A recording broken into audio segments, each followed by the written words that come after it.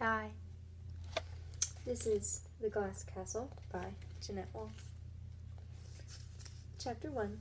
A Woman on the Street. I was sitting in a taxi, wondering if I had overdressed for the evening, when I looked out a window and saw Mom rooting through a dumpster. It was just after dark. A blistery March wind whipped the steam coming out of the manholes, and people buried along the sidewalks, with their collars turned up. I was stuck in traffic 2 blocks from the party where I was heading. Mom stood 15 feet away and had tied rags around her shoulders to keep out the spring chill, and was picking through the trash while her dog, a black and white terrier mix, played at her feet. Mom's gestures were all familiar, the way she tilted her head and thrust out her lower lip when studying items of potential value that she hoisted out of the dumpster, the way her eyes widened with a childish glee when she found something that she liked. Her long hair was streaked with gray, tangled and matted, and her eyes had sunk deep into their sockets. And she still reminded me of the mom she'd been when I was a kid, swan diving off of cliffs and painting in the desert and reading Shakespeare aloud. Her cheekbones were still high and strong, but the skin was parched and ruddy from all of those winters and summers exposed to the elements. To the people walking by, she probably looked like any of the thousands of homeless people in New York City. It had been months since I laid eyes on Mom, and when she looked up, I was overcome with panic that she'd see me and call out my name, and that someone on the way to the party would spot us together, and Mom would introduce herself and my secret would be out. I slid down into the seat and asked the driver to turn around and take me home to Park Avenue. The taxi pulled up in front of my building, the doorman held the door for me, and the elevator man took me up to my floor. My husband was working late, as he did most nights, and the apartment was silent except for the click of my heels on the polished wood floor.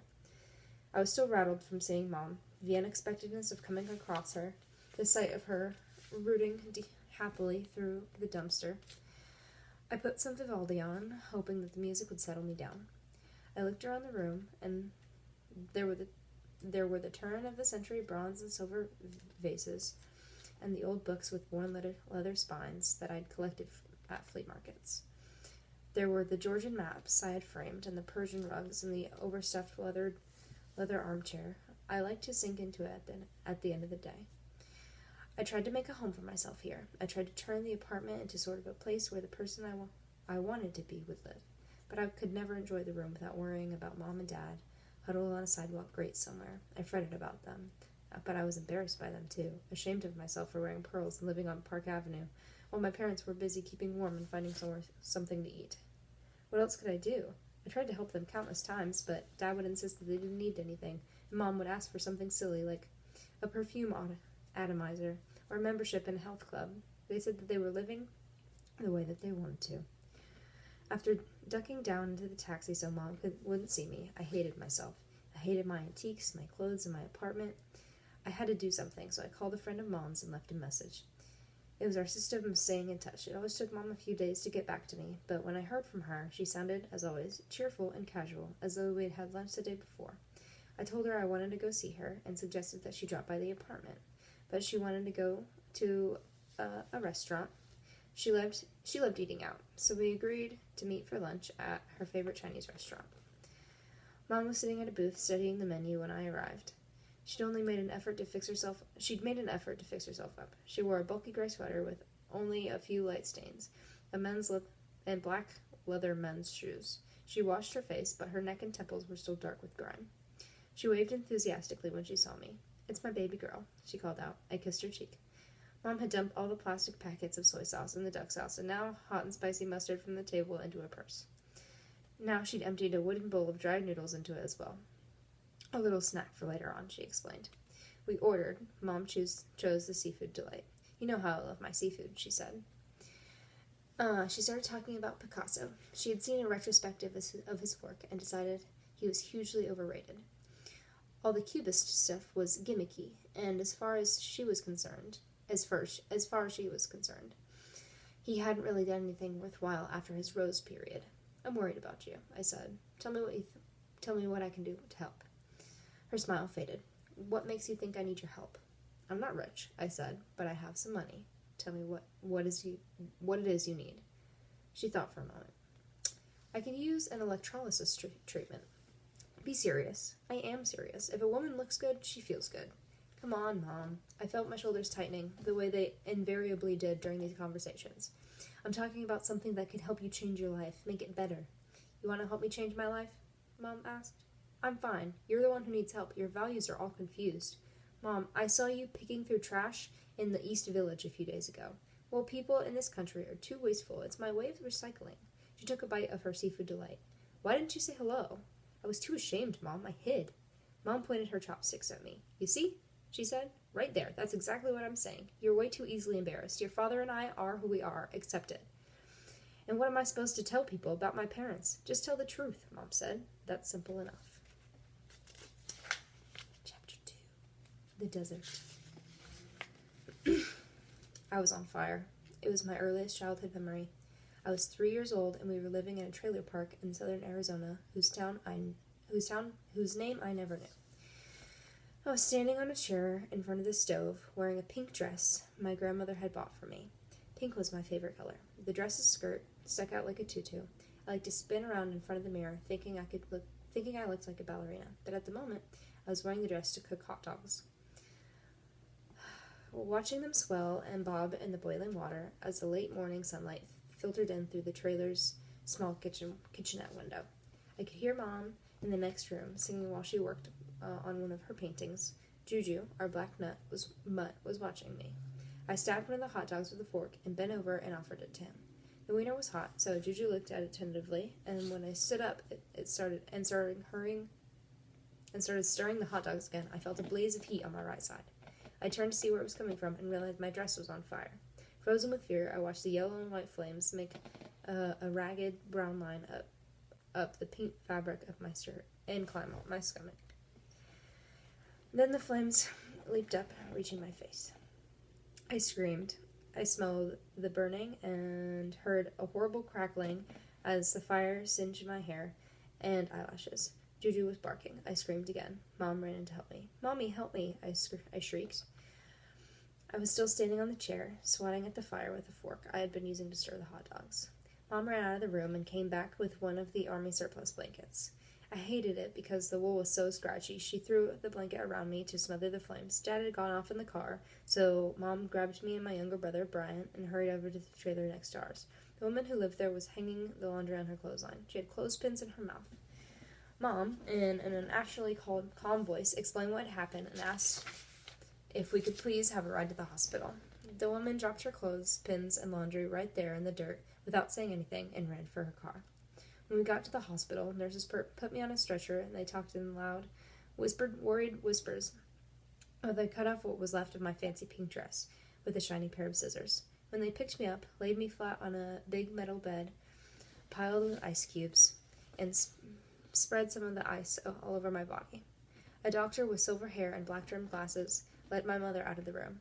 As they left, I heard him telling her that it was very serious. The nurses remained behind, hovering over me. I could tell I was causing a big fuss, and I stayed quiet. One of them squeezed my hand and told me that it was going to be okay. I know, I said, but if I'm not, that's okay too. The nurse squeezed my hand again and bit her lower lip. The room was small and white, with bright whites and metal cabinets. I stared for a while at the rows of tiny dots in the ceiling panels. Ice cubes covered my stomach and ribs and pressed up against my cheeks. Out of the corner of my eye, I saw a small, grimy hand reach up a few inches from my face and grab a handful of cubes. I heard a loud crunching sound and looked down. It was Brian, eating the ice. The doctor said I was so lucky to be alive. They took patches of my skin from my upper thigh and they put them over the most badly burned places of my stomach, ribs, and chest. They said it was called a skin graft. When they were finished, they wrapped my entire right side in bandages. Look, I'm half mummy, I said to one of the nurses. She smiled and put my right arm in a sling and attached it to the headboard so I couldn't move it. The nurses and doctors kept asking me questions. How did you get burnt? Have your parents ever hurt you? Why do you have all of these bruises and cuts? My parents never hurt me, I said. I got the cuts and bruises playing outside and the burns from cooking hot dogs. They asked what I was doing cooking hot dogs by myself at the age of 3. It was easy, I said. You just put the hot dogs in the water and boil them. It wasn't like there was some complicated recipe that you had to be old enough to follow. The pan was too heavy for me to lift when it was full of water, So I'd put a chair next to the sink, climb up and fill a glass, and then stand on the chair by my stove and pour the water into the pan. I did that over and over again until the pan held enough water. Then I'd turn on the stove, and when the water is boiling, I'd drop in the hot dogs. Mom says I'm mature for my age, I told them. She lets me cook for myself a lot. Two nurses turned to look at each other, and one of them wrote something down on a clipboard. I asked what was wrong. Nothing, they said. Nothing. Every couple of days, the nurses changed the bandages.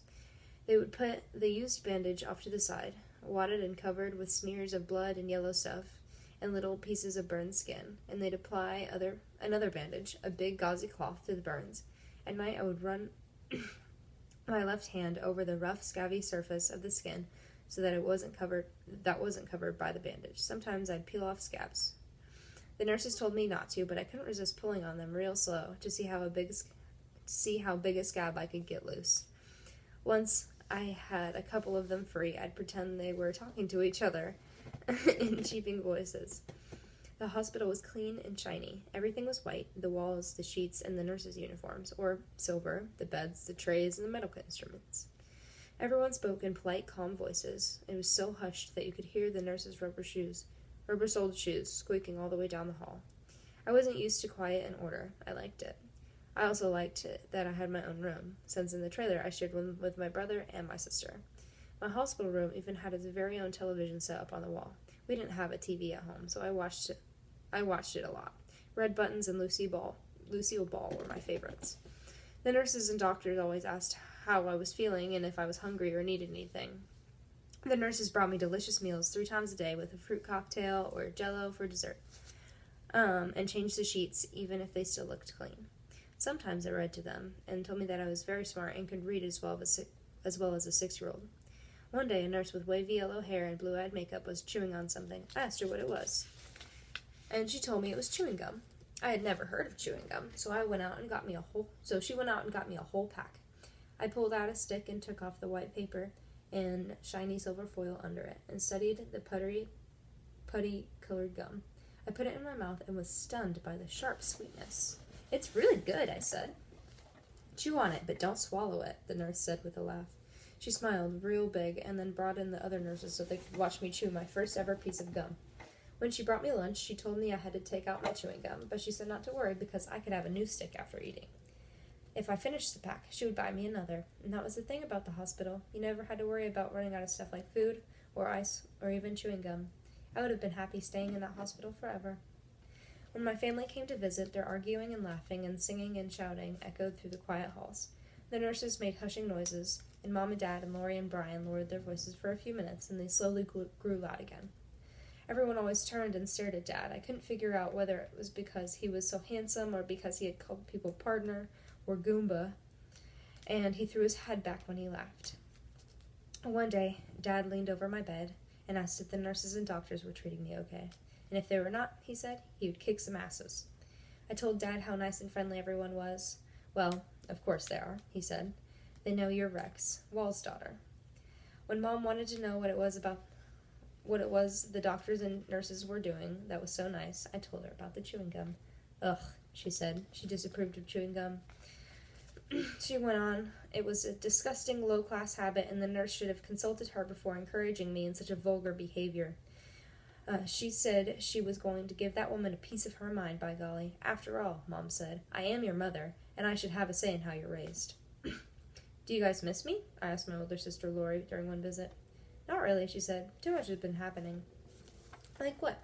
"Just the normal stuff." "Lori may not miss you, honey bunch, but I sure do," Dad said.